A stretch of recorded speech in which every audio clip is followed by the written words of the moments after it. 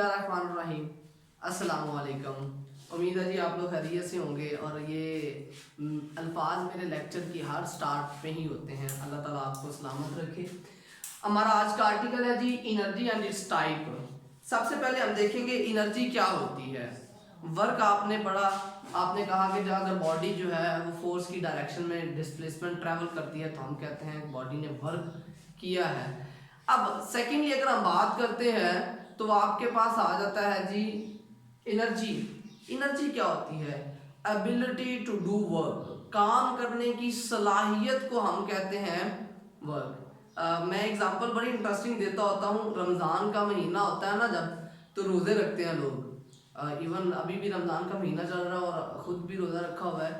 होता क्या है जी, सुबह के वक़्त आपके पास एनर्जी होती है, you can do maximum work. आप सारे काम कर लेते हैं। आपने घर जाना है, आपने ट्यूशन पढ़नी है, आपने कोई भी काम जो आप पर्टिकुलरली कर रहे हैं वो करते रहते हैं। जैसे ही आपके पास अफ्तारी से 1 घंटा 2 घंटे पहले की बात होती है, अब आपके पास काम करने की सलाहियत नहीं रहती। आपके पास क्या होता है, आप कहते हैं जी बस अब मुझे कुछ काम ना करना पड़े, मैं बस खामोशी से कहीं बैठ जाऊं। तो वहां पर क्या होता है, आपके पास एनर्जी नहीं होती। You don't have energy. अगर आपके पास एनर्जी नहीं है तो आप काम करने की सलाहियत भी नहीं रखते। तो एनर्जी की अगर हम डेफिनेशन लिखें तो एनर्जी की डेफिनेशन क्या आ जाती है आपके पास, this is ability of a body to do work. तो आप यहां पर इसे लिख लेते हैं, ability of body to do work. काम करने की सलाहियत को हम कहते हैं एनर्जी। एनर्जी की 2 मेन टाइप्स हैं आपके पास। हम उन 2 मेन टाइप को ही स्टडी करेंगे बस। उनमें 2 मेन टाइप्स कौन सी हैं? एक आ जाती है आपके पास पोटेंशियल एनर्जी और दूसरी आपके पास आ जाती है काइनेटिक एनर्जी।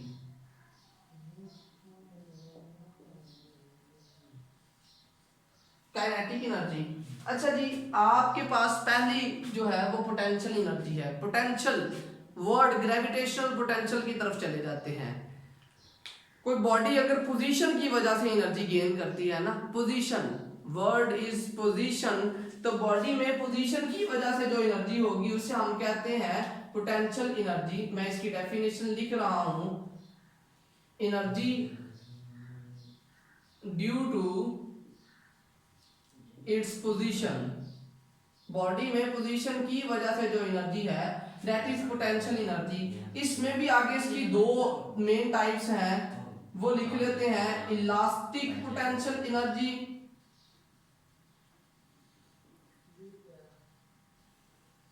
और सेकंड आ जाती है जी ग्रेविटेशनल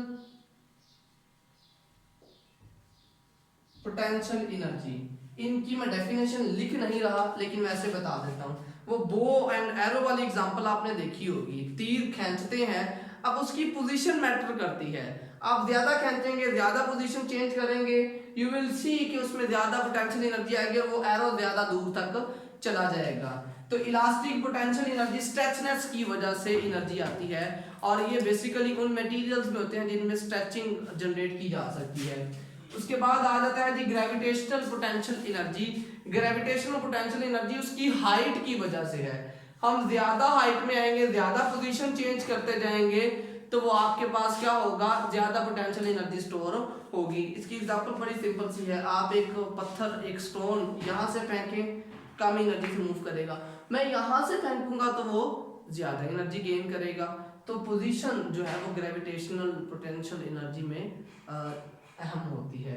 उसके बाद अगर हम बात करते हैं जी काइनेटिक एनर्जी,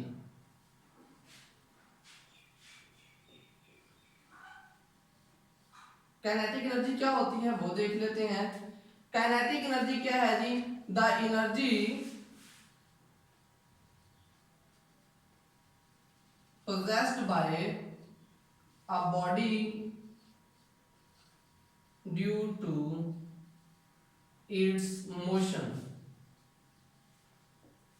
बॉडी में अपनी मोशन की वजह से जो एनर्जी होती है उसको हम कहते हैं काइनेटिक एनर्जी। पोटेंशियल एनर्जी की बात करें, दिस इज mgh, और ये बेसिकली कौन सी है, ग्रेविटेशनल पोटेंशियल एनर्जी है। और अगर इलास्टिक पोटेंशियल एनर्जी की बात करेंगे वो 1/2 kx² है, वो आगे जाके डिटेल में आप लोग पढ़ रहे होंगे। अब काइनेटिक एनर्जी की हमने डेरिवेशन करनी है, वो डेरिवेशन बहुत सिंपल है, वो देख लेते हैं किस तरह से हम उसमें पढ़ रहे होंगे। सपोज करते हैं जी आपके पास एक बॉडी है, वो मूव कर रही है। जब बॉडी मूव करती है तो मूव करती करती करती वो आगे की तरफ जा रही है। आपने पढ़ा हुआ है कि बॉडी जब मूव करती है तो उसमें मूव करने की वजह से आपके पास क्या होगा, वेलोसिटी आएगी। वो जो वेलोसिटी है वो उसकी काइनेटिक एनर्जी है। अज्यूम हमने ये किया है कि बॉडी मूव कर रही है, बॉडी के पास काइनेटिक एनर्जी है। करते क्या है, हम कहते हैं कुछ देर मूव करने के बाद बॉडी रुक जाती है, टकराती है, कहीं रुक जाती है। आप बाय थर्ड इक्वेशन देखें, by third equation 2as is equal to the vf square minus vi square। सबसे पहली बात हमने तीसरी इक्वेशन इस्तेमाल की, और इस इक्वेशन में वो ये कह रहे हैं कि बॉडी जो है वो पहले से मूव कर रही है। इसका मतलब बॉडी की इनिशियली कुछ ना कुछ वेलोसिटी है जिसे आप v कह रहे हैं, और कुछ देर टकराने के बाद उसकी बॉडी क्या हो जाती है, 0। तो इसका मतलब उसकी जो vf की वैल्यू है वो आपके पास 0 हो चुकी हुई है। रिजल्ट क्या बचेगा, 2as is equal to the negative of v square। हमने किया ये है कि जस्ट ये अज्यूम किया है कि बॉडी के पास पहले से ही एनर्जी मौजूद थी, और क्या हुआ, टकराने के बाद उसकी वेलोसिटी होगी 0, एनर्जी भी 0 होगी। हमें उस बात से कंसर्न नहीं है। अब इसमें एक्सेलरेशन की बात करते हैं। Now as f is equal to the ma, यहां से आपके पास क्या होगा, a will be equal to the f over m। मैंने क्या किया है, एक्सेलरेशन की वैल्यू निकाल ली है, और वो मेरे पास सेकंड लॉ को यूज करते हुए f over m आ गई। अब यहां पर मैं एक बात लिख रहा हूं, acceleration will be negative because velocity is decreasing.